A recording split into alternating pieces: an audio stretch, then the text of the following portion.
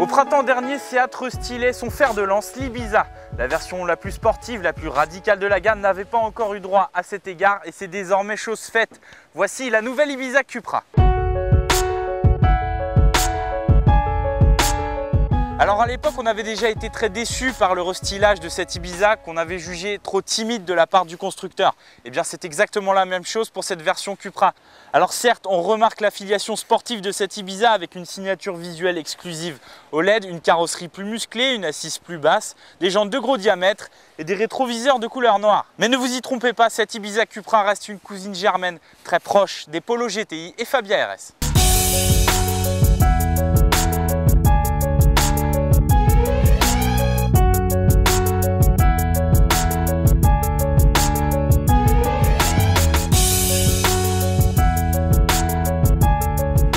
Dans l'habitacle, malheureusement, ça ne respire toujours pas le fun ni l'originalité, mais il a le mérite d'être plutôt bien fini avec des matériaux de qualité. Alors, pour les petites notes sportives, Seat a vraiment fait très light. Il se contentera d'une sellerie bicolore avec le cuir en option aujourd'hui. Un volant à fond plat avec quelques surpiqûres, quelques notes d'alu par-ci par-là, mais ça reste vraiment très léger. On est très loin de se douter qu'on est dans un véhicule sportif. Alors maintenant, au niveau des équipements, Seat a fait un effort et dote son Ibiza Cupra d'un nouveau système nomade. C'est un GPS qui sert d'interface multimédia. Vous pouvez régler votre connexion Bluetooth, votre connexion MP3. Enfin voilà, c'est plutôt bien fait, c'est assez facile à utiliser. Et les tarifs restent plutôt contenus avec aujourd'hui notre version d'essai située aux alentours de 22 000 €.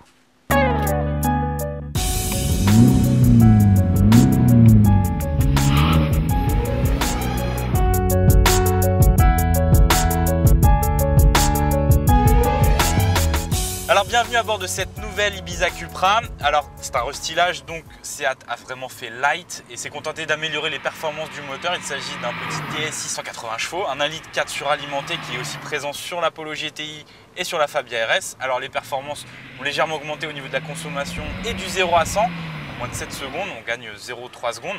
Enfin c'est vraiment très light. Alors pour le reste, la recette est bien connue. Il s'agit d'une base d'Ibiza SC coupé 3 portes, avec des suspensions raffermies, des grosses jantes, et voilà, et quelques accessoires sportifs par-ci par-là. Maintenant, au niveau du comportement, ça reste ferme, agile, puisque la voiture est très légère. Et ce qu'on retiendra, c'est cette direction qui est un poil inconsistante selon nous. On aurait aimé avoir un peu plus de ressenti, un peu plus d'assise sur la route. C'est un petit peu dommage, surtout quand le rythme s'accélère. Pour le reste, cette Ibiza Cupra est une pure GTI dans l'esprit des petites sportifs qu'on aime bien, à prix plutôt sympa. Et dans cette tâche, elle remplit pleinement son job.